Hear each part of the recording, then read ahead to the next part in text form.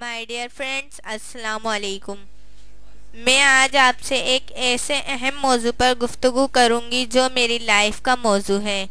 ये मेरी अपनी रियल कहानी है या ये मेरी अपनी रियल बात है जो मैं आपके साथ आज डिस्कस करूंगी।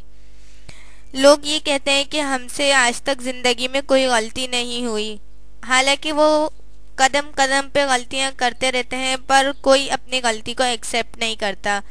हर इंसान है, हर बंदे से गलतियां होती हैं। गलती मुझसे भी हुई। आज मैं अपनी लाइफ की एक सबसे बड़ी गलती आपके साथ शेयर करूंगी।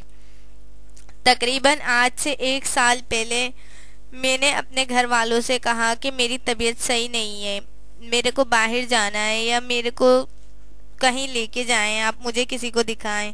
तो मेरे घर वालों ने ये कहा कि आप ये मेडिसिन खा लें या आप ये इस तरह की। मेरी वालदा ने मुझसे कहा कि आप घरेलू टोटके मेरी वालदा आजमाती रही। उन्होंने कहा कि आप सही है, आपको कहीं नहीं जाना, बस आप घर में रहें। मैंने ये सब क्यों किया? क्योंकि मेरे घर वाले मुझे कहीं लेके नहीं जाते थे। मुझे बाहर घूमने का शौक था।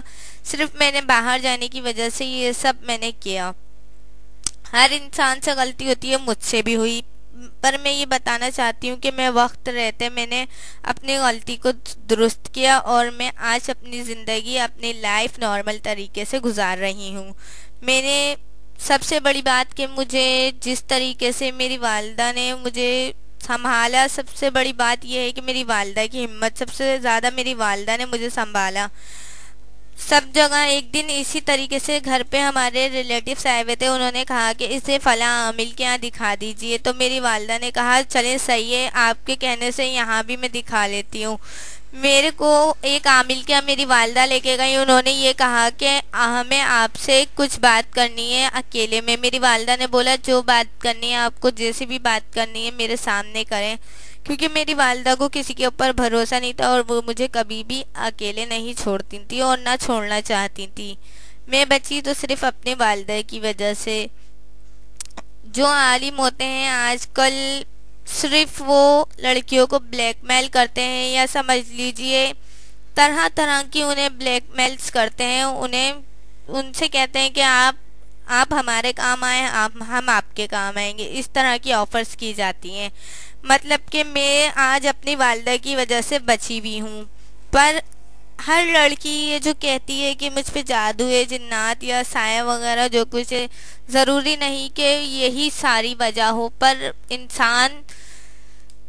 सिर्फ इंसान इस वजह से भी कर सकता है कि वो उसको मेडिकल प्रॉब्लम हो या वो कहीं किसी डिप्रेशन का शिकार हो। इस वजह से इंसान कर सकता है ये सब हरकतें। इंसान से गलती होती है, क्योंकि अगर आप वालिदैन या घर वाले अपनी बच्चियों का ख्याल नहीं रखेंगे, उनकी दिल की ख्वाहिश को पूरा नहीं करेंगे, तो महरूमियों का शिकार होकर ऐसा कदम उठाने पर मजबूर हो जाती हैं, जिस तरह से मैंने किया। मैं जब अपने घर वालों से बोलती थी कि मुझे यहाँ जाना है या वहाँ जाना है, तो मेरे घर वाले मेरी कंडीशन देख के या मेरे ऊपर वो करके वो मुझे लेके जाते थे, तो मुझे मज़ा आता था। तो मैं यही बार बार करने लग गई। पर जिस तरह से मेरे साथ उस आमिल क्या हुआ, मैंने सबक सीखा कि नहीं, मेरे को आइंदा ये नहीं करना। मुझे अपने ऊपर से ये लेबल हटाना है और क्या कहते हैं, मुझे अपनी नॉर्मल लाइफ स्टार्ट करनी है।